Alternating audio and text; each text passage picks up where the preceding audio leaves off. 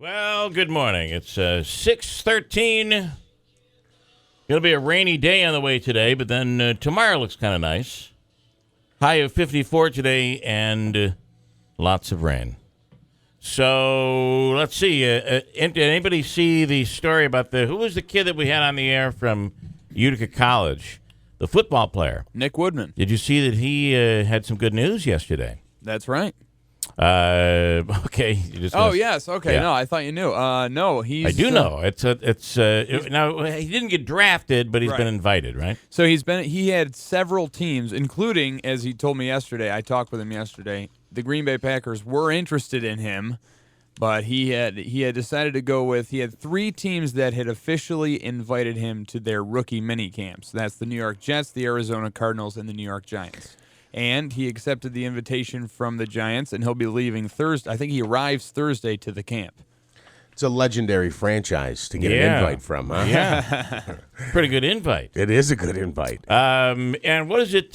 So what does it mean? He's got to impress. That's what has to come of all of this. I believe so. I think. I mean, but we've already seen his story. This is one of those stories I think where he may end up being a player that goes far in the league because of his hard work and his determination, and his character. Look at where he's been so far. He got invited to what was it called? The combine. Not the official combine, but it was a workout day at Fordham University. Okay. He went down there. 22 teams were interested in him, and he didn't get drafted, but several teams were interested in him.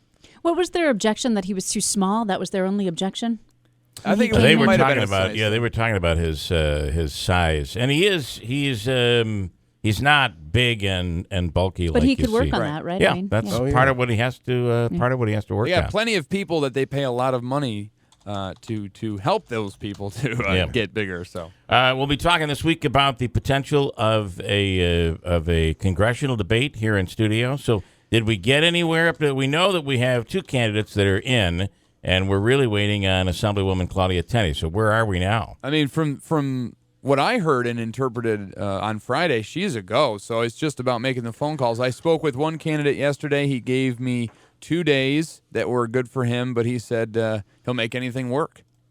And I did get the impression she was willing to do it, but her assembly schedule, that was the only question. And it's a big week in the assembly. Well, let's just call the governor and say, listen, we have a debate we've got to do. Yeah, this is big. Let's do it. Let's just move it to next week, all your assembly business, and go from there. The White House Correspondents' Dinner over the weekend, we'll have some audio on that. Pretty interesting, because who was the comedian that ended the night? Oh, Larry Wilmore. Yeah, he's getting a lot of criticism. Yeah, and he was. And he gotta used. Hear this. Yeah, he used the N-word. And no way. Yeah, it was. Yeah.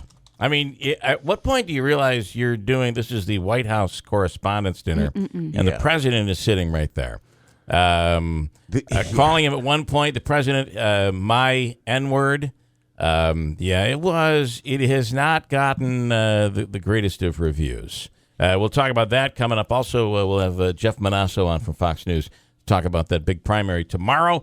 And, listen, this is Ted Cruz's big moment. But it doesn't look so good after all. It looks like he was ahead in the polls. It looks like he's behind by some 15 or 16 points going into Indiana. So Trump wins Indiana. You got to be thinking, and he has a big day tomorrow. You've got to kind of be thinking, right, that it's all over. Trump is probably going to get the number of delegates that he needs. Over the weekend, Trump said actually it was last night at a rally in Indiana, and accused China of raping the United States. Okay, we'll talk about that with Jeff Manasso coming up as well. It looks like Hillary's ahead of Bernie Sanders. And this primary thing continues to linger right on into June, and then it's all said and done before the conventions end up happening. Christine with an update right now, 6:18. A little rainy out there. Good morning, Christine Bolino.